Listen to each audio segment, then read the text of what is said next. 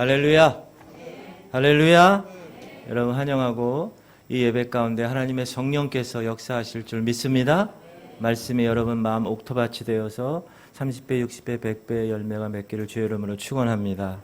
할렐루야. 감사합니다. 오늘 저는 선택은 포기입니다 라는 제목으로 여러분과 은혜를 나누고자 합니다. 애들 어렸을 때 일입니다. 지금은 제가 동춘동에 살지만 그때는 하객동에 살았어요. 제가 사는 아파트 옆으로 이렇게 언덕길이 있는데 큰 도로가 이렇게 언덕길이 있고요. 또 이렇게 아파트로 들어오는 요 조그만 입구 쪽에 작은 길이 있는데 그 길도 이렇게 언덕길입니다. 그래서 다니는 차들이 그 경사 오르막을 오르게 되면 차 소리가 아주 크게 들립니다. 특히 여름철이 되면 창을 열어놓고 자잖아요. 그럼 새벽에 그 차 소리 때문에 깨는 경우가 많이 종종 있어요. 그날도 새벽에 시끄러운 차 소리로 인해서 눈을 뜨게 되었습니다. 열려있는 베란다 창문 너머에서 인정사정 없이 빵! 자동차 엔진 소리, 크랙션 소리. 그 즈음에 아이들이 어리니까 제가 휴가철이 되면 애들 데리고 이곳저곳을 많이 다녔는데요. 그때 같은 교회에서 사역했던 교육 전도사님이 한 분 계셨어요. 그분이 군대를 갔어요. 근데 군대에서 저에게 연락이 왔어요. 아이들과 함께 강원도에 오라는 거예요. 군 부대 휴양지가 있는데 애들하고 휴가차 한번 오면 좋겠다고. 그래서 감사하게도 그 해는 제가 강원도에서 휴가를 보내게 되었습니다. 그래서 그날 처음에 딱 가서 하루 지내고 그 이튿날 새벽이 되었어요. 근데 그 아침에 나의 눈을 뜨게 한 것이 있었습니다. 그것이 뭐냐면 아름다운 새소리였어요. 저는 태어나서 새소리에 제가 새벽에 잠을 깨서 일어난 건 처음인 것 같아요. 정말 도심에서는 듣기 힘든 새소리. 그 새소리로 인해서 아침을 느끼는 그 기분, 그리고 공기가 정말 맑고 깨끗한 화창한 아침 햇살에 비쳤던 곳. 야, 정말 멋있구나. 제가 그러면서 이런 생각을 했어요. 도시 생활의 선택은 시골 전원의 삶을 포기하게 한다라는 것이에요. 제가 도시에서 살기로 선택했기 때문에 시골의 멋진 삶을 포기한 것입니다. 제가 우연히 TV에서 어떤 추적 프로그램을 보았는데 내용이 이런 거예요. 부부 중에 한 사람이 외도를 했어요. 그래서 그 외도를 인해서 가정이 파탄되는 모습이었습니다. 배우자가 외도하는 그러한 일들이 많아지고 있어요, 요즘. 여러분, 한 여자를 선택했으면 반드시 다른 여자들은 포기해야 된다는 것이죠. 우리는 이 세상을 살아가면서 많은 선택을 합니다. 여러분은 지구촌 교회를 선택하셨습니다. 아멘. 여러분 선택은 어떠십니까? 좋습니다. 여러분 선택은 어떠십니까? 할렐루야. 이 지구촌 교회 운영위원회 분들이 지구촌 교회 3대 목사로 저를 선택하셨습니다. 그리고 사무총회에서 여러분이 다 그 선택한 것을 인준하셨습니다. 어떠십니까? 어떠십니까? 아멘. 그래서 저와 여러분은 신앙생활을 같이 하게 됐어요. 우리는 우리가 세상에 태어난 것 빼고는 그부터는 다 모든 것이 내 선택에 의해서 결정됩니다. 그러나 많은 사람들이 알지 못하는 게 하나 있어요. 뭐냐? 그 선택이 바로 포기라는 사실을 알지 못합니다. 얼마나 많은 사람들이 이 의미를 알지 못하고 넘어지는지 모릅니다. 옛사람들은 오히려 지혜로웠던 것 같아요. 옛사람들은 부와 명예와 권력을 함께 소유할 수 없다는 것을 알고 있었어요. 부를 선택했다면 권력과 명예를 포기했어요. 그래서 권력을 선택했다면 부와 명예를 포기했어요. 그런데 요즘은 대부분 사람들이 그렇게 하지 않습니다. 부와 명예와 권력을 다 소유하려고 그래요. 왜 그럴까요? 욕심 때문에 그렇습니다. 이 욕심 때문에 모두를 다 잃게 되어버립니다. 선택은 많이 합니다. 그런데 포기는 하지 않습니다. 그래서 우리는 늘 복잡하게 삽니다. 바쁘게 살고 늘 부족하게 살아가고 불안하게 살아갑니다. 영적인 일도 마찬가지입니다. 저와 여러분이 생명나무를 선택했으면 선악과는 포기해야 됩니다.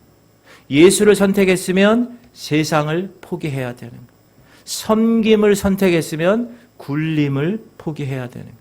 영의 말씀을 선택했으면 육신의 타협을 포기해야 되는 거예요. 구원에 있어서도 마찬가지입니다. 사랑하는 성도님들, 구원 받으셨습니까? 진짜로 구원 받으셨어요? 구원이 뭡니까? 구원은 하나님을 선택하는 일이에요. 물론 하나님이 우리를 선택을 먼저 하셨어요. 그리고 우리는 그 은혜를 믿음으로 붙드는 거예요. 그것이 선택이었어요. 또한 그것은 세상에 대한 포기도 같이 들어있다는 것을 우리는 알아야 합니다. 사도 바울을 보십시오. 우리 오늘 본문 말씀을 봉독해드렸는데 예수 그리스도에 의해서 사도 바울은 선택되었습니다. 근데 오늘 본문에서 특별히 8절에서 이렇게 이야기합니다. 우리 한번 다시 읽어볼까요? 8절만 시작. 또한 모든 것을 해로 여김은 내 주 그리스도 예수를 아는 지식이 가장 고상하기 때문이라. 내가 그를 위하여 내가 그를 위하여 모든 것을 잃어버리고 배설물로 여김은 그리스도를 얻고. 이 화면을 그냥 띄워주세요. 여기 두 가지 핵심 동사가 나오는데 하나는 잃어버리고라는 말이 나와요. 또 하나는 얻었다. 잃어버렸는데 얻었어요. 바울은 예수 그리스도를 다메섹에서 만났습니다. 그리고 예수와의 만남이 가장 가치가 있다는 것을 깨달았습니다. 그 후로 이 바울은 모든 것을 포기했어요. 스스로 잃어버렸어요. 배설물로 여겼어요. 예수 그리스도 외에는 아무것도 가치 있는 것으로 여기지 않았어요. 왜요? 예수를 얻었기 때문에. gain, 얻었어요. 예수를 선택했기 때문에. 그 결과 그는 자신의 모든 것을 잃어버렸어요. 배설물로 여길 정도로. 그가 뭘 포기했나요? 로마 시민권을 포기했어요. 당시에 로마 시민권은 대단한 능력을 쟁취할 수 있는 수단이었습니다. 집안의 부와 명예도, 가말리아의 문화생으로 있으려면 집안에 백그라운드가 있어야 됐어요. 그런 걸 다 포기했습니다. 엄격한 바리새인의 삶도 포기했습니다. 유대 세계에서 존경받는 랍비의 삶도 포기했습니다. 그는 다 포기했어요. 다 잃어버렸어요. 왜 그랬어요? 예수를 선택했기 때문에. 여러분, 예수님을 보십시오. 예수 그리스도, 그분은 우리의 영원한 생명을 위해서 십자가에서 죽을 인간의 길을 선택하셨어요. 그 선택은 뭡니까? 하나님 되심을 포기하는 것이었어요. 그는 하나님이셨어요. 그런데 그 하나님 되심을 포기하셨어요. 그리고 이 땅에 죽을 인간으로 오셨어요. 예수님이 이 땅에 오신 목적은 죽으려고 오신 거예요. 그것을 선택하셨어요. 빌립보서 2장에 보면 그는 시작. 그는 근본 하나님의 본체시나 하나님과 동등됨을 취할 것으로 여기지 아니하시고 오히려 자기를 비워 종의 형체를 가지사 사람들과 같이 되셨고 사람의 모양으로 나타나사 자기를 낮추시고 죽기까지 복종하셨으니 곧 십자가에 죽으심이라. 예수님은 저와 여러분을 위해서 피조물로 이 땅에 오심을 선택했어요. 창조주이심을 포기했어요. 대신 영원한 생명의 길을 우리를 위해서 열어놓으셨어요. 예수 그리스도의 십자가 선택은 저와 여러분을 영원한 생명의 자리로 옮기기 위한 하나님 되심의 포기였어요. 사랑하는 성도님들, 선택은 하나를 갖는 것이 아니라 오히려 하나를 버리는 일입니다. 여러분이 예수 그리스도를 선택했다면 예수 이외의 것들은 다 포기해야 합니다. 버려야 합니다. 여러분이 십자가를 선택했다면 나의 영광, 이 땅에서의 나의 모든 것들을 다 포기할 수 있어야 합니다. 우리가 창세기 금요일 날 공부할 때 이 롯이라는 사람에 대해서 우리가 공부를 했었어요. 여러분 롯 아시죠? 이 사람 누구죠? 아브라함의 조카예요. 그래서 그 조카 어린 아이를 아브라함이 챙기기 시작합니다. 아브라함의 보살핌 속에서 자라납니다. 롯은 아브라함 때문에 복을 받은 사람이에요. 그래서 복을 많이 누리다 보니까 이제 같이 살 수가 없어서 분가하게 됩니다. 그런데 분가할 때 이 롯이 어떤 선택을 했는가? 잘못된 선택을 했어요. 인간적인 선택을 했습니다. 스스로 하나님의 복된 길을 저버렸습니다. 롯은 쫙 보니까 물이 많은 그 중동 지방에서 물은 상당히 귀한 거잖아요. 물이 많은 저 소할 땅을 눈으로 보고 선택했습니다. 우리 창세기 한번 읽어보겠습니다. 시작. 이에 롯이 눈을 들어 요단 지역을 바라본즉 소알까지 온 땅의 물이 넉넉하니 여호와께서 소돔과 고모라를 멸하시기 전이었으므로 여호와의 동상 같고 애굽 땅과 같았더라. 그러므로 롯이 요단 온 지역을 택하고 동으로 옮기니 그들이 서로 떠난지라. 롯이 땅을 딱 보니까 물이 넉넉한 땅. 그래, 내가 저기를 선택하자. 그리고 요단을 선택했어요. 그리고 에덴 동산으로 착각하기 시작했습니다. 여러분, 에덴 동산이 왜 좋은 곳인가요? 왜 풍요로운 곳입니까? 그것은 동산 안에 갖추어진 모든 것이 다 풍부하기 때문이 아니라 그 에덴에서 하나님과의 친밀한 교제를 나누는 영적인 풍요가 있기 때문에 에덴은 풍요로운 곳이었습니다. 그러나 롯은 애굽 땅과 같은 소돔을 선택했어요. 여러분, 애굽 그러면 성경에서 애굽 그러면 항상 무엇을 나옵니까? 우상의 본거지. 하나님을 대적하는 세력. 그런데 그 세력을 롯은 선택했다는 거예요. 이 잘못된 선택에 의해서 롯은 나중에 엄청난 심판의 위기에 빠지게 됩니다. 우리가 창세기 19장 보면 한번 읽어봅시다. 여호와께서 시작. 여호와께서 하늘 곧 여호와께로부터 유황과 불을 소돔과 고모라에 비같이 내리사 그 성들과 온 들과 성에 거주하는 모든 백성과 땅에 난 것을 다 엎어 멸하셨더라. 롯의 아내는 뒤를 돌아보았으므로 소금 기둥이 되었더라. 하나님이 그 지역의 성을 멸하실 때 곧 롯이 거주하는 성을 엎으실 때 하나님이 아브라함을 생각하사 롯을 그 엎으시는 중에서 내보내셨더라. 한순간에 롯이 선택했던 그 소돔성은 불바다로 심판을 받게 됩니다. 잘못된 선택의 주인공 롯은 겨우 살아남아요. 그러나 그 두 딸과의 비도덕적인 관계의 주인공이 되어 버립니다. 여러분, 에서 아시죠? 이삭의 아들 누구 있었죠? 에서와 야곱. 쌍둥이였습니다. 에서는 나이 40이 되어서 결혼을 하게 됩니다. 그런데 자신의 아내를 선택하는 데 있어서 부모님에게 근심을 안겨다 줍니다. 창세기 26장 보면 읽어볼까요? 에서가 시작. 에서가 40세 해족속 부에리의 딸 유딕과 해족속 엘론의 딸 바스맛을 아내로 맞이하였더니 그들이 이삭과 리브가의 마음에 근심이 되었더라. 에서는 헷 족속 중에서 여자를 선택합니다. 헷 족속은 가나안 족속입니다. 가나안 족속은 하나님이 이스라엘 백성들이 가나안 땅에 들어갈 때 분명히 진멸하라고 명령한 족속이에요. 우리 신명기 볼까요? 네 하나님 시작. 내 하나님 여호와께서 너를 인도하사 내가 가서 차지할 땅으로 들이시고 내 앞에서 여러 민족 헷 족속과 기르가스 족속과 아모리 족속과 가나안 족속과 브리스 족속과 히위 족속과 여부스 족속 곧 너보다 많고 힘이 센 7 족속을 쫓아내실 때 내 하나님 여호와께서 그들을 내게 넘겨 내게 치게 하시리니 그때 너는 그들을 진멸할 것이라. 그들과 어떤 언약도 하지 말 것이요 그들을 불쌍히 여기지도 말 것이며 또 그들과 혼인하지도 말지니 내 딸을 그들의 아들에게 주지 말 것이요 그들의 딸도 내 며느리로 삼지 말 것은 그가 내 아들을 유혹하여 그가 여호와를 떠나고 다른 신들을 섬기게 하므로 여호와께서 너희에게 진노하사 갑자기 너희를 멸하실 것임이니라. 하나님을 섬기는 이삭 가정에 이방신을 섬기는 며느리가 들어온 것은 그 가정에는 재앙입니다. 그것도 한 명이 아니고 2명씩이나 이방 여인들이 그 가정에 들어옵니다. 분명히 하나님은 말씀하십니다. 이방 며느리가 네 아들을 유혹해서 네 아들의 여호와를 떠날 것이야. 다른 신들을 섬기게 할 것이다.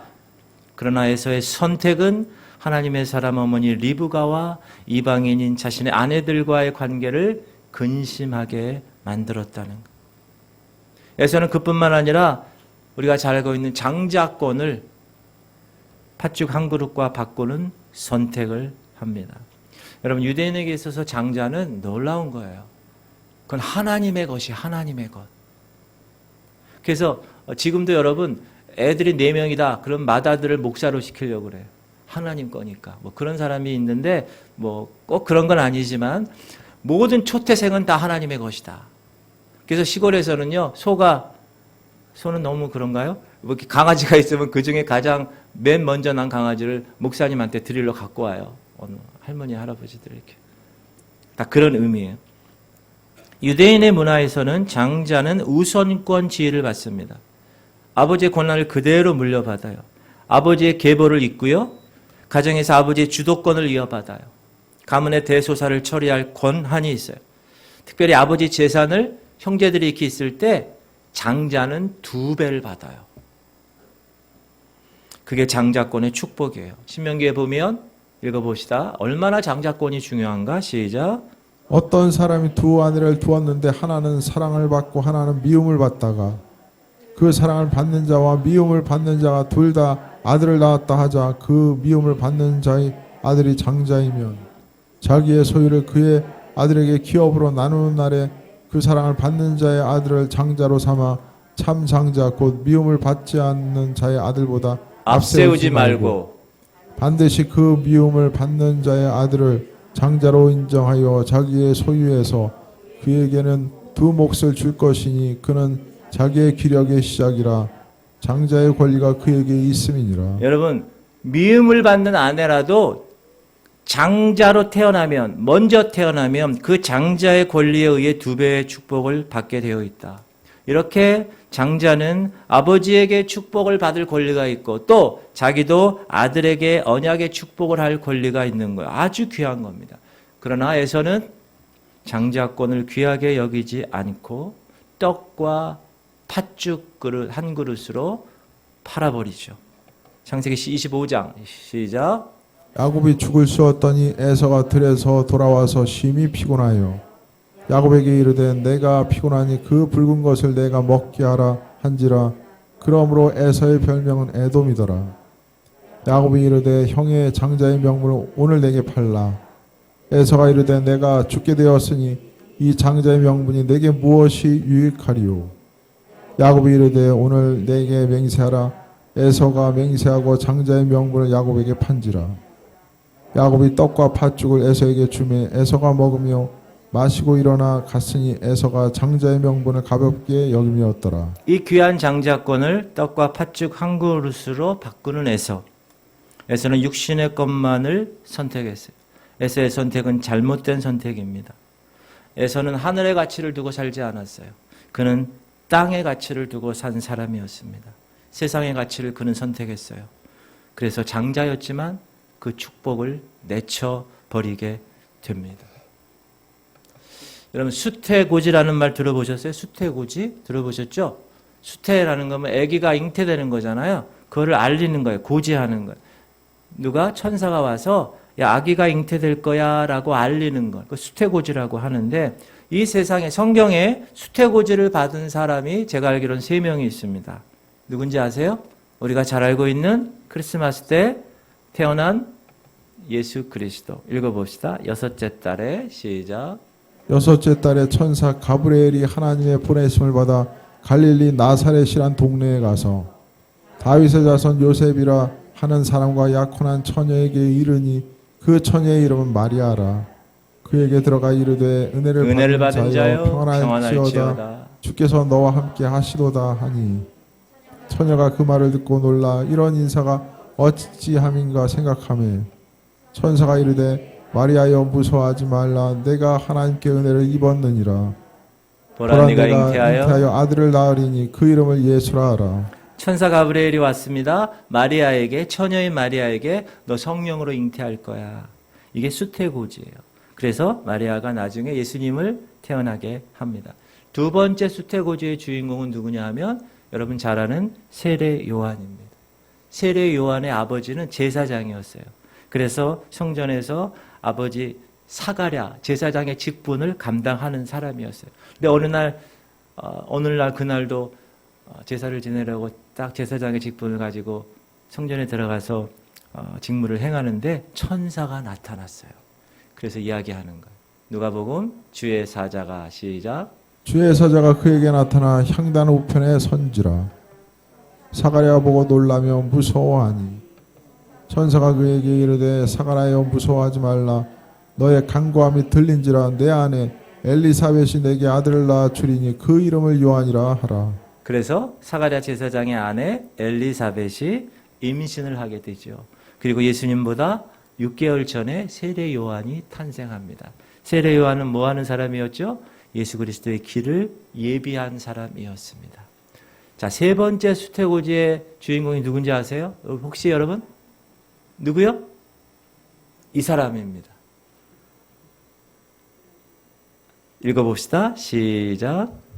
여호와의 사자가 그 여인에게 나타나서 그에게 이르시되 보라 내가 본래 임신하지 못함으로 출산하지 못하였으나 이제 임신하여 아들을 낳으리니 그러므로 너는 삼가 포도주와 독주를 마시 말며 어떤 부정한 것도 먹지 말지니라. 보라 내가 임신하여 아들을 낳으리니 그의 머리 위에 삭도를 내지 말라. 이 아이는 태에서 나옴으로부터 하나님께 바쳐진 나시림이 됨이라. 그가 블레셋 사람의 손에서 이스라엘을 구원하기 시작하리라 하시니. 이 사람이 누구죠? 손이 3개인 사람 삼손이에요. 삼손은 마노아의 아들인데 마노아의 아내는 애를 못 낳는 여자였어요. 그런데 어느 날 마노아의 아내에게 하나님의 사자로부터 아이를 잉태할 것이라는 말을 듣는 거예요. 여러분, 천사로부터 수태고지를 받았다는 것은 특별한 인물을 띠고 이 땅에 태어날 것을 암시하는 거예요. 누구처럼? 예수님처럼, 세례 요한처럼 특별한 사명이 있으니까 천사가 와서 너 아들 낳을 거야. 이게 이 정도까지 얘기를 한 거예요. 그의 사명은 뭐라고 그랬어요? 삼손의 사명은 뭐죠? 블레셋으로부터 이스라엘을 구원할 임무인 거예요. 그 사명이에요. 그래서 그 사명을 위해서 삼손이 해야 할 일은 뭐라고요? 머리에 삭도를 대지 않는 거, 머리를 깎지 않고요. 그리고 모태에서부터 죽는 날까지 하나님으로부터 바쳐지는 나시린의 사명을 감당해야 되는 거예요. 그만큼 삼손은 특별한 사람이었다는 거예요. 특별한 사람. 사사기 13장 7절 그가 시작. 그가 내게 이르기를 보라 내가 임신하여 아들을 낳으리니 이제 포도주와 독주를 마시 말며 어떤 부정한 것도 먹지 말라. 이 아이는 태에서부터 그가 죽는 날까지 하나님께 바쳐진 나시린이 됨이라 하더이다 하니라. 예. 하나님이 삼손이라는 사람을 얼마나 거룩하게 태어나게 하실 작정이었는지 삼손의 엄마에게도 또 삼손에게도 포도주와 독주를 마시지 마라. 어떤 부정한 것도 먹지 마라. 그 명령하신 거예요. 그렇게 하나님의 사람으로 선택된 삼손. 그럼 어떻게 해야 되겠습니까? 포도주와 독주 먹지 말아야지요. 부정한 건 먹지 말아야 했습니다. 죽는 날까지 나는 하나님께 바친 존재구나. 그걸 깨닫고 그렇게 살아가야 되는 거예요. 그것이 삼손이 선택해야 할 삶이었어요. 삼손은 자라면서 또한 주의 복을 받은 사람이라고 이야기해요. 그 여인이 시작. 그 여인이 아들을 낳음에 그의 이름을 삼손이라 하니라. 그 아이가 자라매 여호와께서 그에게 복을 주시더니. 복을 그냥 아브라함처럼 그냥 주셨어요. 여러분 삼손이라는 말이 지금까지도 우리가 쓰잖아요. 여러분 가방 공항 갈 때 무슨 가방 들어요? 샘소나이트. 예? 그 삼손에다가 형용사를 붙인 거예요. IT를. 그래서 야 삼손처럼 그렇게 강한 가방이라는 거예요. 가방. 삼손 샘소나이트 가방은 여러분 비쌉니다. 그거. 그만큼 지금 이 한국 땅에서도 그렇게 삼손 이름을 이렇게 우리가 일컬을 정도로 그런 아주 놀라운 사람이에요. 거기다가 하나님은 그에게 성령을 부어주셨어요. 자, 읽어볼까요? 여호와의 영이 그를 움직이기 시작하셨다. 성령으로 막 감동시키기 시작합니다. 자, 수태고지의 엄청난 택하심을 받고도 복을 받고도 하나님의 영 성령의 감동을 받고도 삼손은 그런데 이방 여인을 선택했어요. 이것은 율법에서도 금지된 일입니다. 나실인으로 헌신한 사람이 취할 행동이 아니었어요. 자, 읽어볼까요? 삼손이 시작. 삼손이 딥나에 내려가서 거기서 블레셋 사람의 딸들 중에 한 여자를 보고 올라와서 자기 부모에게 말하여 이르되 내가 딥나에서 블레셋 사람의 딸들 중에서 한 여자를 보았사오니 이제 그를 맞이하여 내 아내로 삼게 하소서 하매 그의 부모가 그에게 이르되 내 형제들의 딸들 중에나 내 백성 중에 어찌 여자가 없어서 내가 할례받지 아니한 블레셋 사람에게 가서 아내를 맞으려 하느냐 하니 삼손이 그의 아버지에게 이르되 내가 그 여자를 좋아하오니 나를 위하여 그 여자를 데려오소서 하니라. 따라합시다. 내가 그 여자를 좋아해요. 그거야. 단순히 그겁니다. 삼손은 물리쳐야 할 원수의 나라 블레셋 여자와 결혼을 하는 거예요. 삼손은 거기에 만족하지 않고 아예 블레셋에 가서 거기서 술과 여자를 찾아 거기서 거주합니다. 그러다가 세 번째 여자, 그 유명한 조용남이가 불렀던 딜라이아 막 부른 노래 있죠. 드릴라에게 자신의 머리카락 비밀을 가르쳐주고 결국 블레셋의 포로가 되어버립니다. 나시린이었어요. 시체를 멀리하라고 그랬는데 죽은 사자 만지고 거기서 꿀 먹고 그렇게 마음대로 살았어요. 자기가 하고 싶은 대로. 삼손의 선택은 잘못된 거였어요. 하나님을 위한 삶이 아니라 자기 자신을 위한 삶이었어요. 자기를 위한 여자를 선택했어요. 그는 하나님이 원하시는 삶이 아니었어요. 그리고 그 여자에 의해서 두 눈이 뽑히고 비참한 최후를 맞이합니다. 사랑하는 성도님들, 여러분들은 수많은 교회들 중에서 지금 지구촌 교회를 선택하셨습니다. 그리고 이 교회 공동체 안에서 성도로서 매일 영적 선택을 하고 살고 계셔요. 우리가 어떤 선택을 내리느냐 하는 것은 우리의 신앙의 결단과 밀접하게 연결되어 있습니다. 내가 오늘 어떤 선택을 내릴 것인가? 사랑하는 성도님들, 우리에게 있어서 최고 최선의 선택은 하나님인 줄 믿으시기 바랍니다. 왜요? 그 길이 생명의 길이기 때문에 그래요.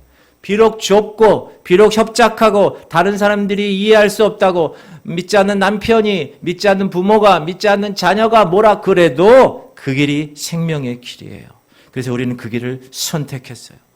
저와 여러분은 비록 작은 일이라도 내가 있는 그 자리에서 하나님을 매일 선택하면서 나아가겠다는 결단을 하고 이 예배 자리까지 나오신 거예요. 우리의 선택은 실패하지 않을 것입니다. 왜요? 우리는 하나님의 사람들이기 때문에 그래요. 할렐루야! 하나님의 사람은 어떤 환경 속에서도 하나님의 의뢰를 찾아내는 사람이에요. 환경을 바라보지 않는 사람이에요. 그 환경을 다스리고 지배하는 하나님을 바라보는 사람이에요. 여러분이 정말 하나님의 은혜로 정말 그 십자가 사랑을 경험한 사람이라면 예수 그리스도의 피값으로 몸값으로 구원받았다는 사실을 진짜로 믿고 그 은혜를 경험했다면 내가 어떻게 감히 내 멋대로 세상을 살 수 있겠습니까? 내가 어떻게 감히 내 생각과 내 고집으로 세상을 살 수 있나요? 하나님의 은혜를 진짜 받은 사람은 매일 하나님 때문에 감사하고 살아갑니다. 하나님의 은혜로 사는 사람은 매일 불평과 원망을 뛰어넘어 주님께 찬양과 영광을 돌리는 삶입니다. 사랑하는 성도님들, 우리 인생은 다시 오지 않습니다. 2022년 2월은 다시 오지 않아요. 우리의 삶은 반복이 없어요.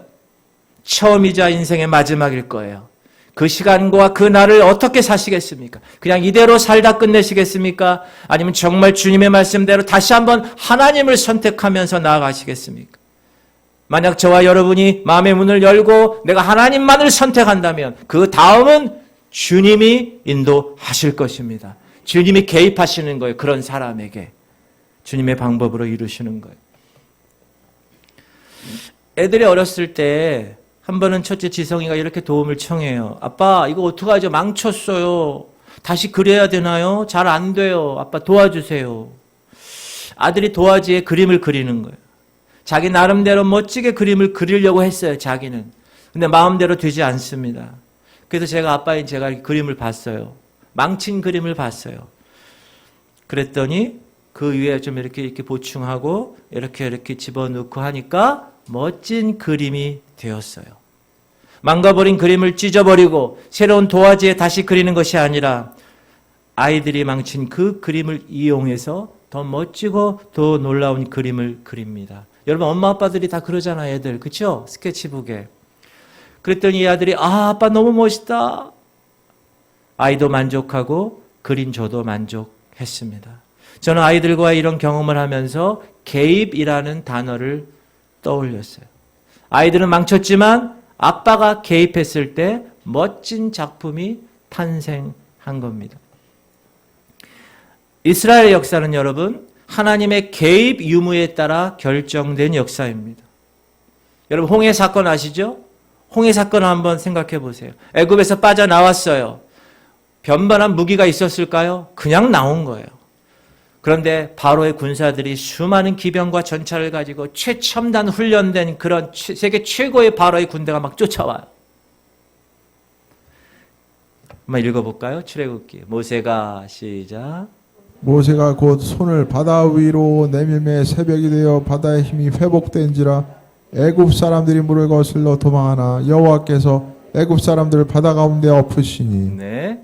물이 다시 흘러 병거들과 기병들을 덮되 그들의 뒤를 따라 바다에 들어간 바로의 군대를 다 덮으니 하나도 남지 아니하였더라. 29절. 그러나 이스라엘 자손은 바다 가운데를 육지로 행하였고 물이 좌우의 벽이 되었더라. 할렐루야. 여러분 하나님의 말씀을 여러분 계속 이렇게 읽잖아요. 그게 능력이 되는 거예요.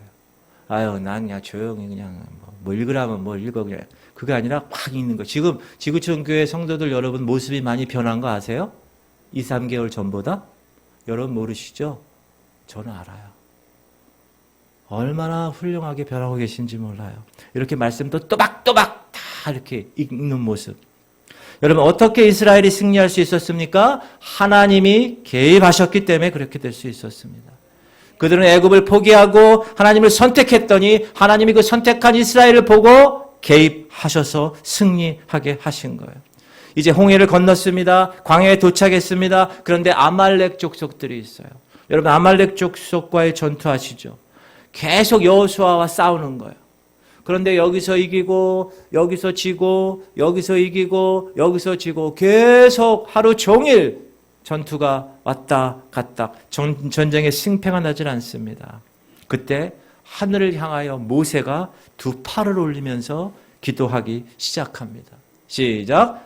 모세가 손을 들면 이스라엘이 이기고 손을 내리면 아말렉이 이기더니 모세의 팔이 피곤함에 그들이 돌을 가져다가 모세의 아래에 놓아 그가 그 위에 앉게 하고 아론과 훌이 한 사람은 이쪽에서 한 사람은 저쪽에서 모세 손에 붙들어 올렸더니 그 손이 해가 지도록 내려오지 아니한지라.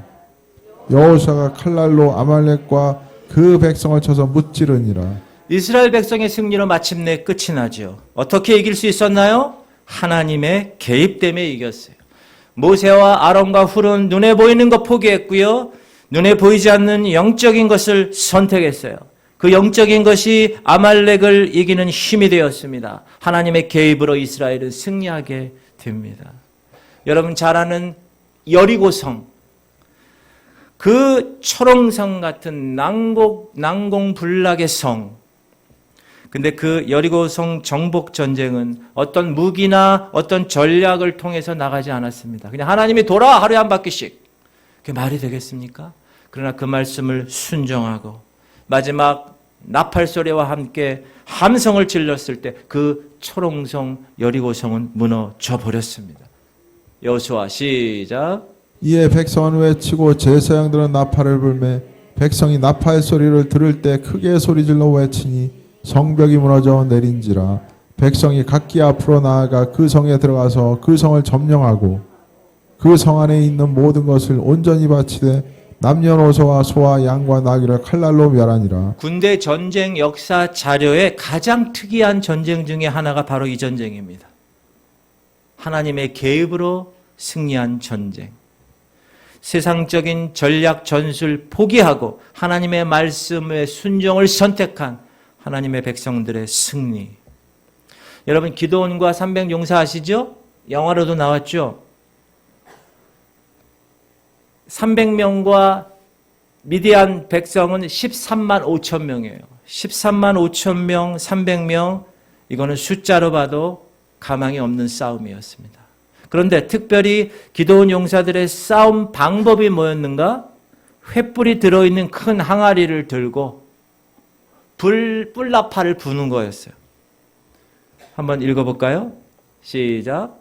세대가 나팔을 불며 항아리를 부수고 왼손에 횃불을 들고 오른손에 나팔을 들어 불며 외쳐 이르되 여호와와 기드온의 칼이다 하고 각기 제자리에 서서 그 진영을 에워싸매 그 온 진영의 군사들이 뛰고 부르짖으며 도망하였는데 300명이 나팔을 불 때 여호와께서 그 온 진영에서 친구끼리 칼로 치게 하심으로 적군이 도망하여 스레라의 베시다에 이르고 또 답바에 가까운 아벨모올라의 경계에 이르렀으며 이스라엘 사람들은 납달리와 아셀과 온 므낫세에서부터 부름을 받고 미디안을 추격하였더라. 13만 5천 명 대 300명. 말도 안 되는 전략이었지만 세상 방법 포기하고 하나님 방법을 선택했던 하나님의 백성들. 그랬더니 적군들이 자기들끼리 치고받고 자기들끼리 죽이는 거예요. 바로 하나님의 개입하심입니다. 여러분, 왜 기드온 용사를 하나님께서 처음에 3만 2천 명에서 300명으로 왜 줄이셨을까요? 그것은 이 전쟁에서 너희들이 싸워서 승리한 것이 아니라 이 전쟁은 하나님이 하신 것이라는 것을 알려주기 위해서 그 몇 명 안 되는 300명을 가지고 전쟁을 하게 하신 겁니다. 여러분, 6.1 전쟁이라고 아세요? 나이 드신 분들은 좀 아실 거예요. 1967년에 이집트와 시리아와 이 아랍 연합 국가들이 지구상에서 이스라엘이라는 국가 이름을 없애버리려는 전쟁을 일으킵니다. 대규모의 연합 아랍 국가들과 조그만한 갓 20년 된 독립한 이스라엘 나라.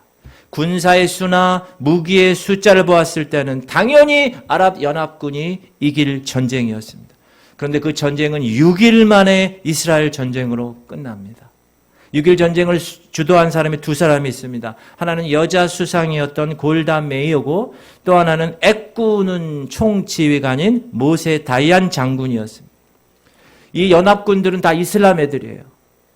이슬람 애들이 유대교는 금요일 해질 적부터 토요일 해질 때까지 안식일이라는 걸 알았어요. 그래서 그 시간에 폭격을 합니다. 융단 폭격을 막 해버리는 거예요. 그러니까 이스라엘은 갑자기 폭격이 도니까 막 지하 벙커에 들어가는 거예요. 아랍 연합군이 퍼부는 것을 어쩔 수가 없어요.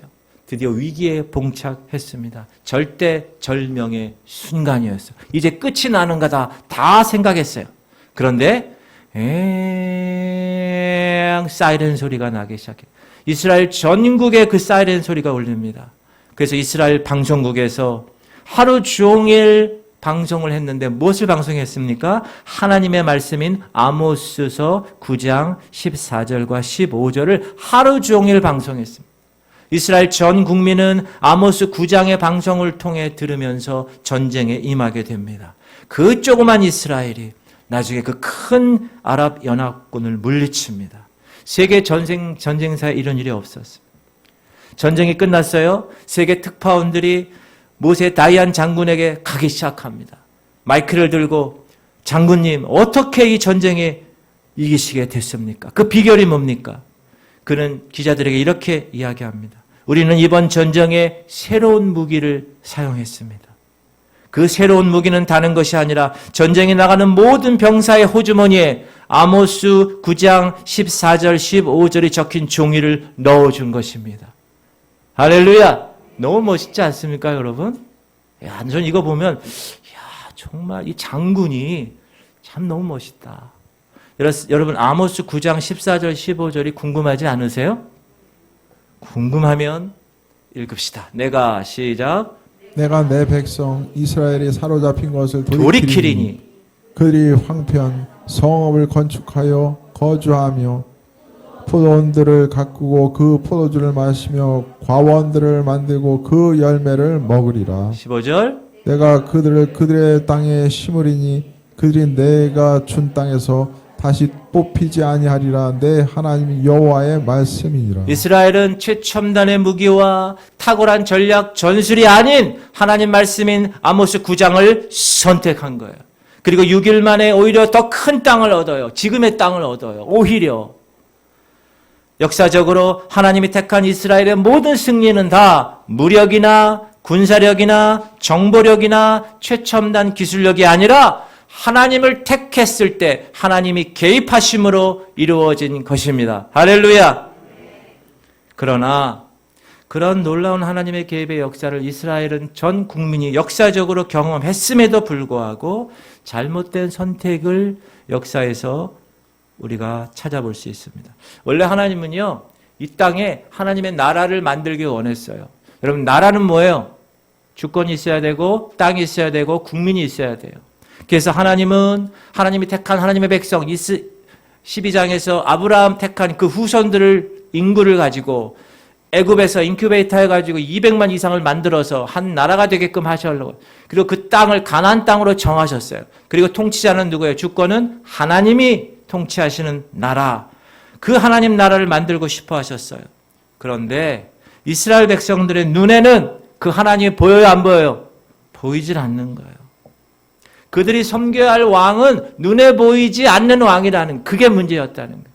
그런데 이웃 나라를 보니까 눈에 보이는 왕이 있는 거예요. 그래서 눈에 보이지 않는 왕 하나님보다 눈에 보이는 살과 피가 있는 왕 사람을 원하기 시작했습니다. 사무엘상입니다. 이스라엘 시작. 이스라엘 모든 장로가 모여 라마에 있는 사무엘에게 나아가서 그에게 이르되 보소서, 당신은 늙고 당신의 아들들은 당신의 행위를 따르지 아니하니 모든 나라와 같이 우리에게 왕을 세워 우리를 다스리게 하소서 한지라.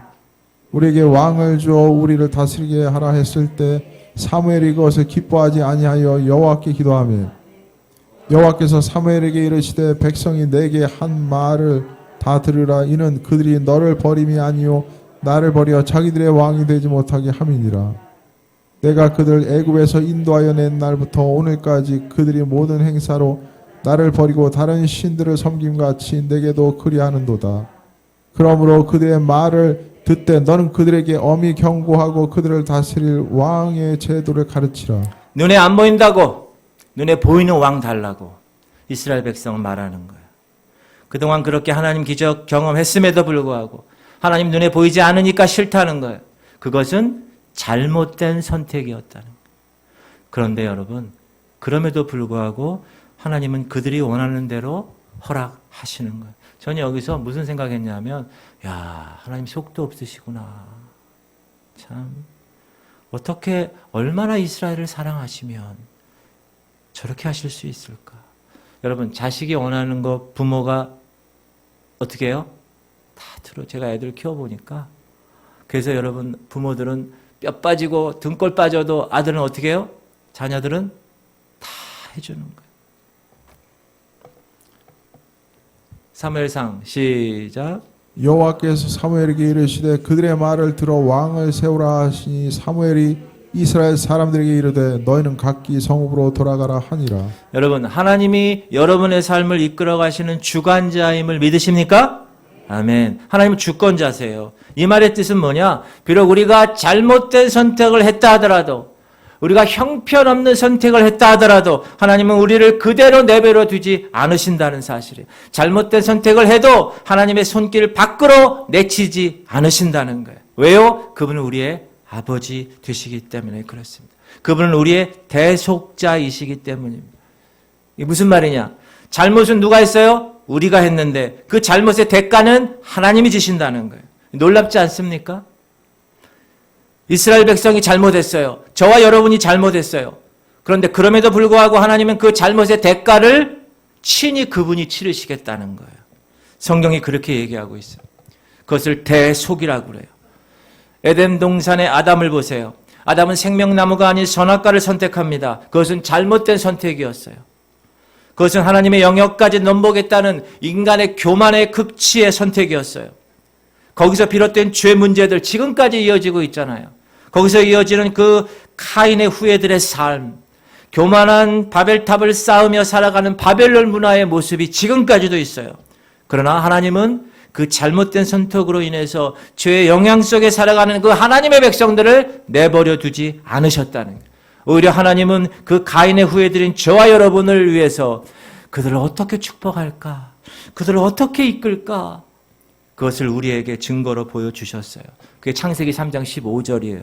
시작. 내가 너로 여자와 원수가 되게 하고 내 후손도 여자의 후손과 원수가 되게 하리니 여자의 후손은 내 머리를 상하게 할 것이요 너는 그의 발꿈치를 상하게 할 것이니라 하나님은 하시고 아담의 잘못된 선택으로 인해 벌어진 그 죄 문제를 여자의 후손이 예수 그리스도를 통하여서 이미 창세 때부터 그 아담의 잘못된 선택의 대가를 치르시기로 결정하셨다는 거예요.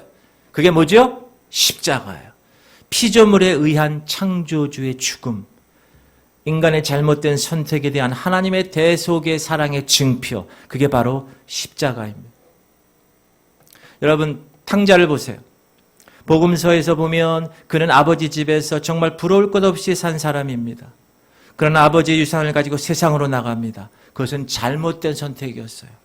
허랑방탕하게 삽니다. 자기가 하고 싶은 대로 살아갑니다. 결국 완전한 거지가 되어 돼지가 먹는 쥐엄 열매를 먹는 신세로 전락하게 됩니다. 누가복음 시작. 그가 돼지 먹는 쥐엄 열매로 배를 채우고자 하되 주는 자가 없는지라 이에 스스로 돌이켜 이르되 내 아버지에게는 양식이 풍족한 품꾼이 얼마나 많은가 나는 여기서 줄여 죽는구나. 내가 일어나 아버지께 가서 이르기를 아버지 내가 하늘과 아버지께 죄를 지어 싸우니 지금부터는 아버지의 아들이라 일컬음을 감당하지 못하겠나이다. 나를 품꾼의 하나로 보소서 하리라 하고 이에 일어나서 아버지께로 돌아가니라. 아직도 거리가 먼데 아버지가 그를 보고 측은히 여겨 달려가 목을 안고 입을 맞추니 그렇게 허랑방탕하게 나가서 산 그 둘째 아들. 그러나 이 아버지는 그 둘째 아들을 떠난 그 시점부터 매일매일 문을 열고 그 잘못된 선택까지도 가슴에 품고 나간 자식 돌아오기를 기다리고 계십니다. 그 애타는 마음이 바로 아버지의 마음이고 그 애타는 마음이 바로 하나님의 마음이에요. 아들 지성이의 잘못 그린 그림을 아버지인 제가 그냥 찢어버리지 않고 그 그림을 품고 그 그림을 용납하고 그 그림을 인정하고 그 그림 위에 새로운 그림을 그린 이 아빠의 마음을 지성이는 알 수가 없습니다. 그러나 아버지는 아들의 모든 것을 아비의 마음으로 바라보고 고치고 품으시고 사랑해 주십니다. 할렐루야.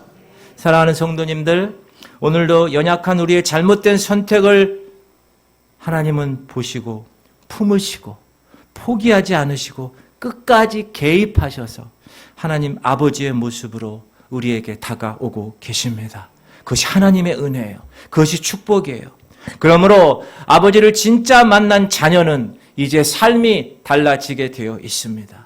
그 아버지의 마음을 진짜로 깨달은 자녀는 이제 내 마음대로 사는 것이 아니라 그 아버지의 마음을 생각하고 그 아버지의 마음에 감사하고 자신의 삶의 그림을 다시 그리는 자녀가 되는 거예요.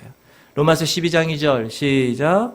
너희는 이 세대를 본받지 말고 오직 마음을 새롭게 함으로 변화를 받아 하나님의 선하시고 기뻐하시고 온전하신 뜻이 무엇인지 분별하도록 하라. 진짜 아버지를 만난 아들은 이제 분별하며 사는 거예요. 아버지의 뜻이 무엇인지, 아버지가 원하는 것이 무엇인지, 아버지가 기뻐하시는 것이 무엇인지 분별하며 살아가는 거예요. 이제 내가 세상을 선택할 것인지 하나님의 뜻을 선택할 것인지 분별하며 살아가는 거예요. 그것이 아버지의 사랑을 경험한 사람들이 취할 선택이에요. 그 아버지의 뜻은 분명히 성경을 통하여 우리에게 계시되어 있습니다. 그러므로 우리가 어떤 선택을 할 때 우리는 항상 이런 질문을 해야 돼요. 첫 번째, 나는 누구인가? 또 하나, 나는 무엇을 위해 사는가?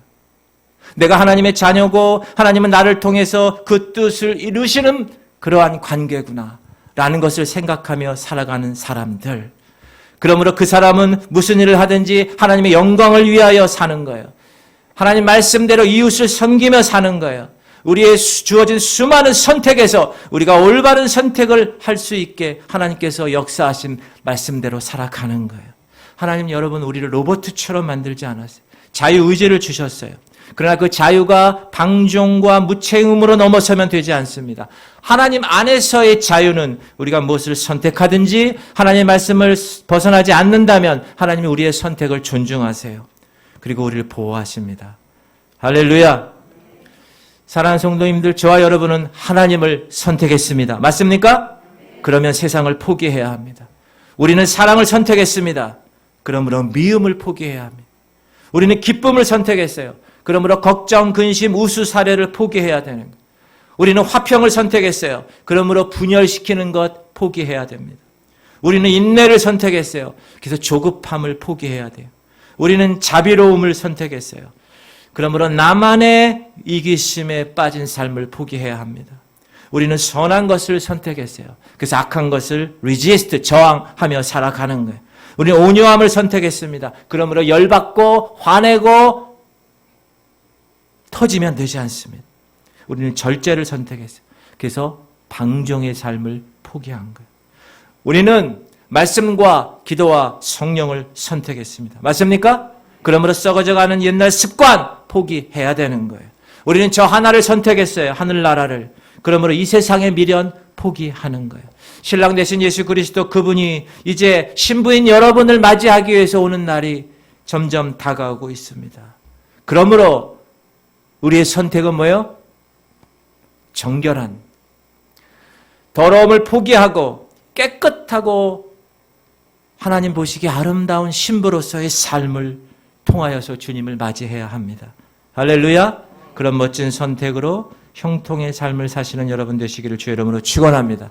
기도하겠습니다. 여러분 기도할 때 제가 기도 제목을 올렸는데 기도할 때 정확하게 하나님 선택이 포기임을 깨닫게 하시옵소서. 하나님 지구촌 교회 성도들이 주님의 성품을 닮아가게 하시옵소서. 주님 지구촌 교회 성도들이 각자의 삶에 하나님이 개입하시옵소서. 잘못된 선택을 했더라도 하나님이 개입하셔서 아비의 마음으로 하나님의 거룩한 일을 행하시는 것을 이 자녀가 바라보며 나가게 하시옵소서. 중고청 예배의 부흥을 허락하시옵소서.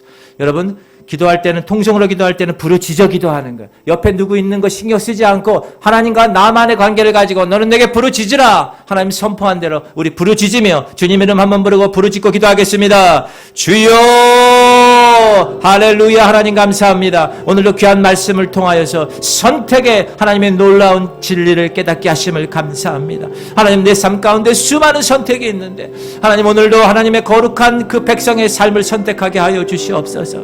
하나님 내가 선택했다면 하나님을 포기할 줄 아는 내가 하나님 나라를 선택했다면 이 땅을 포기하게 하시옵소서. 하나님 내가 하나님의 거룩한 열매를 맺게 원합니다. 성령의 열매를 맺게 원합니다. 사랑과 희락과 화평과 오래 참음과 자비와 양성과 충성과 온유와 절제의 열매를 맺게 원합니다. 그러기 위해서 내가 모든 세상 것 버리게 하시옵소서. 포기하게 하시옵소서. 정말 더럽고 추악한 모든 옛 습관들 다 버리게 하시옵소서. 이제 새로운 사람의 옷을 입었습니다.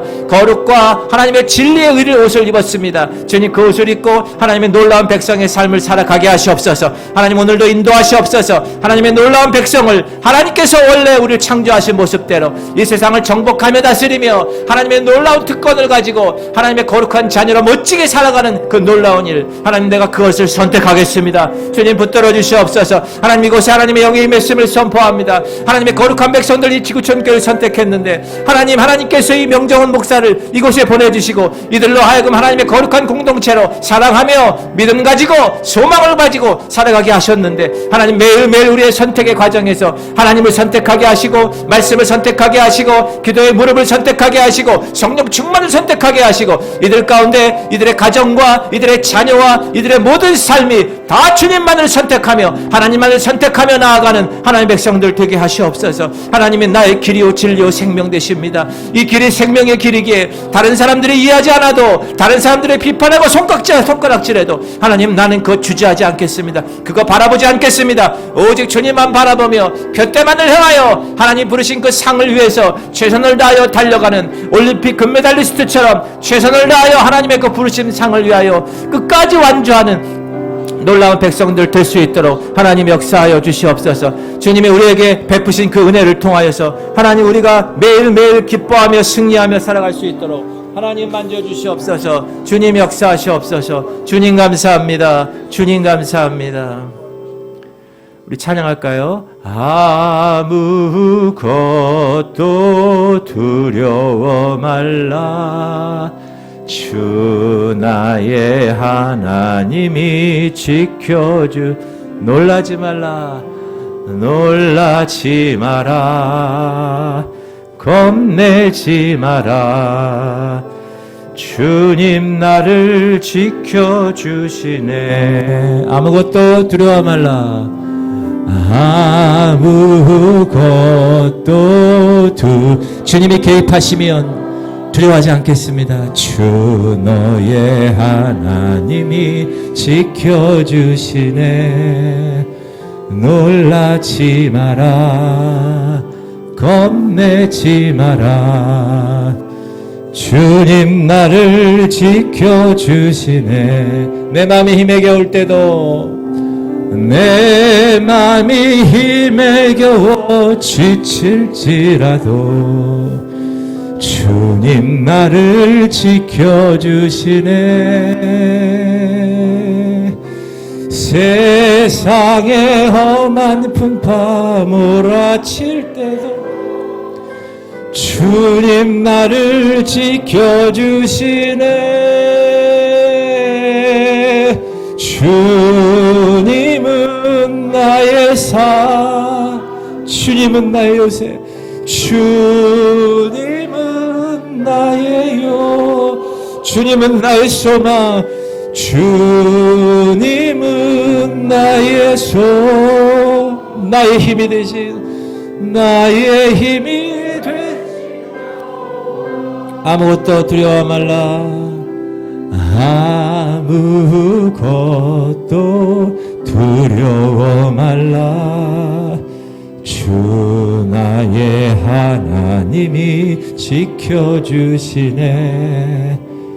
놀라지 마라, 겁내지 마라.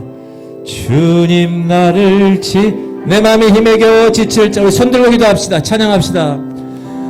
내 마음이 힘에 겨워 지칠지라도 주님이 개입하시면 주님 나를 지켜주시네. 내가 잘못된 선택을 했더라도 세상에 몰아칠 때도 아멘. 주님 나를 지켜. 우리 간절하게 선포하며 찬양합시다. 주님은 나의 산소. 아멘. 주님은 나의 요새, 주님은 나의 소망, 나의 힘이 되신. 내 맘이 힘에 겨워 지칠지라도, 내 맘이 힘에 겨워 지칠지라도 주님 나를 지켜주시네. 주님은 아버지로 지켜주십니다. 세상에 험한 풍파 몰아칠 주님 나를 지켜주시네. 주님은 나의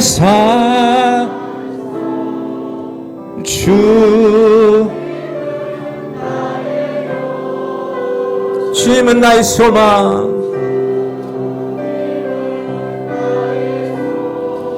나의 힘이 되신, 나의 힘이. 마지막으로 간절하게 주님은 나의 산성 되심을 선포합니다. 주님은 나의 요새 되십니다.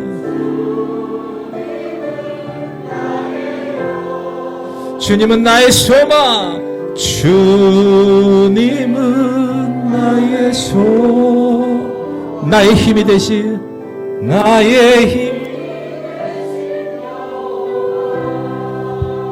기도합시다. 하나님 아버지, 오늘도 귀한 말씀 받게 하심을 감사합니다. 나의 삶 가운데 수많은 선택이 있는데 하나님께서 올바른 선택을 할 수 있도록 도와주시옵소서. 하나님을 선택했다면 이 세상 것을 포기하게 하시옵소서. 하나님이 나의 선택에 개입하셔서 아름다운 열매를 맺게 하여 주시옵소서. 하나님, 우리 선택을 통해서 우리의 삶이 하나님을 닮아가는 모습이 되게 하시옵소서. 예수 그리스도의 향기를 뿜어내게 하시옵소서. 거룩함을 선택하게 하시고, 믿음을 선택하게 하시고, 말씀을 선택하게 하시고, 기도를 선택하게 하시고, 하나님의 가치관을 선택하게 하시고, 하나님의 뜻을 선택하게 하여 주시옵소서. 이 교회가 교회 사명인 영혼 구원을 선택하게 하시고 모든 하나님의 백성들이 성령 충만하여 권능을 받고 이 지역 사회를 예수 그리스도로 변혁시키게 하여 주시옵소서. 우리에게 하나님의 자녀된 권세도 주셨사오니 이 권세를 가지고 어둠의 영을 다 물리치고 죄에서 자유함 얻고 질병에서 치유함 얻고 가난에서 부유함 얻는 놀라운 백성들 되게 하시옵소서. 매일매일 주님만 선택하며 살아가는 하나님의 백성이 되기를 간절히 원하며 사랑 많으신 예수 그리스도 이름으로 기도합니다. 아멘. 빈손으로 나오지 아니하고 정성껏 주님께 드릴 예물 바쳐 준비하고 거룩하게 구별하여 하나님께 올렸습니다. 하나님이 예물을 보시고 아시고 하나님의 거룩한 축복의 주인공으로 인도하여 주시옵소서.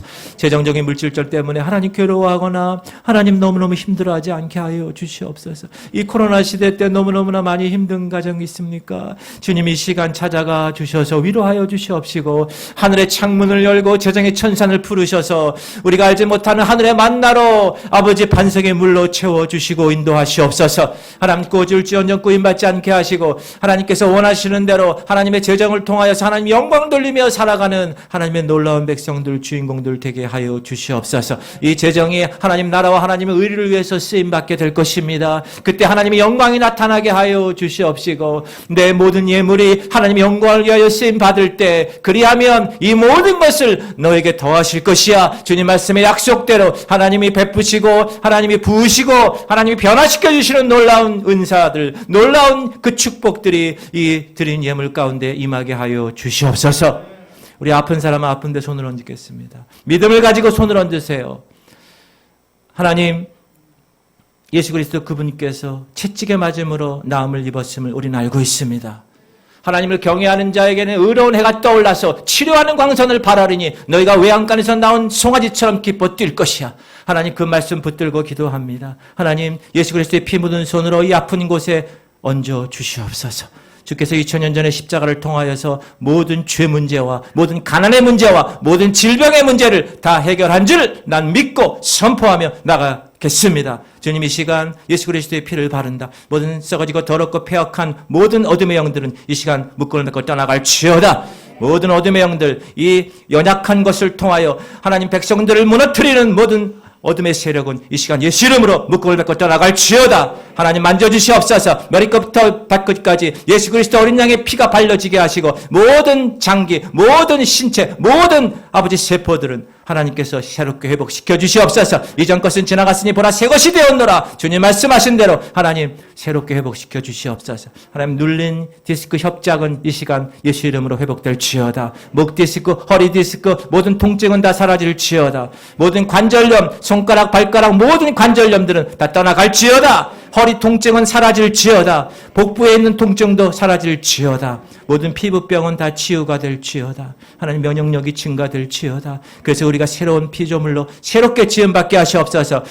고혈압은 정상으로 돌아올지어다. 고지혈증 증상도 사라질지어다. 당뇨 수치도 정상이 되고 간 수치도 내려갈지어다. 숨찬 증상은 치유될지어다. 하나님 특별히 혈관 육정을 앓고 있는 지체에 있습니다. 주님 그 아들을 불쌍히 여겨 주시옵소서. 그 아들에게 찾아가 주셔서 모든 암세포들은 다 떠나갈지어다. 주님이 만져주시옵소서. 항암 투병 중에 하나님의 통증이 사라지게 하시옵소서. 막혔던 말문은 다 틔어질지어다. 폐암 후유증은 다 사라질지어다. 원래 기능이 새롭게 회복될지어다. 하나님 우리의 눈을 만져주시옵소서. 밝은 시력을 허락하시옵소서.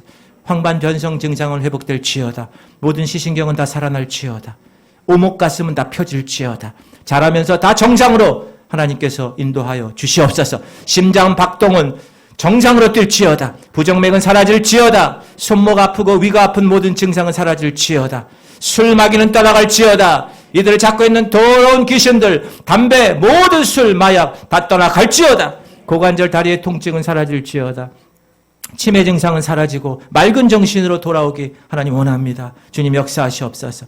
심근경색과 척추 측만증은 회복되길 원합니다. 하나님 빈혈도 치유되게 하시옵소서. 담낭의 염증도 치유되게 하시옵소서. 모든 장기의 염증은 사라질지어다. 특별히 하나님 정신적인 질병은 이 시간 예수 이름으로 명한다. 떠나갈지어다. 모든 의심은 사라질지어다. 모든 분노의 영은 떠나갈지어다. 모든 패배의식은 다 떠나갔음을 선포한다. 모든 강박관념은 다 떠나갔음을 선포한다. 모든 피해 망상은 다 치유되었음을 선포합니다. 여러분, 하나님 루푸스 난치병이 있습니다. 지체 중에. 하나님 그 난치병이 하나님의 거룩한 타치하심으로 회복되게 하시옵소서. 기관지염, 기침가래는 사라질지어다. 피부염, 방광염은 다 치유됐음을 선포합니다. 하나님 영혼이 잘되고 범사가 잘되고 강건한 축복의 주인공이 되었음을 선포합니다. 우리가 그것을 선택하며 나갈 수 있도록 역사하시옵소서. 하나님께서 원하시는 대로 마음껏 우리의 몸과 영과 혼을 다 하나님이 원하시는 대로 새롭게 조성시켜 주시옵소서. 그래서 우리가 어디 있든지 무엇을 하든지 하나님의 것을 선택하며 하나님의 놀라운 백성으로 승리하며 나가게 하여 주시옵소서. 이제는 우리 주 예수 그리스도의 원하신 은혜와 하나님 아버지의 극진하신 사랑하심과 성령님의 감동과 축복, 교통, 위로하심이 하나님의 것을 선택하며 그 하나님의 개입을 기대하며 이제 각 초소로 나가는, 그래서 하나님의 빛과 소금의 직분을 감당하기로 결단하며 나가는 하나님 백성들 머리 위에 이제부터 영원토록 함께 하시기를 간절히 축원하옵나이다. 아멘.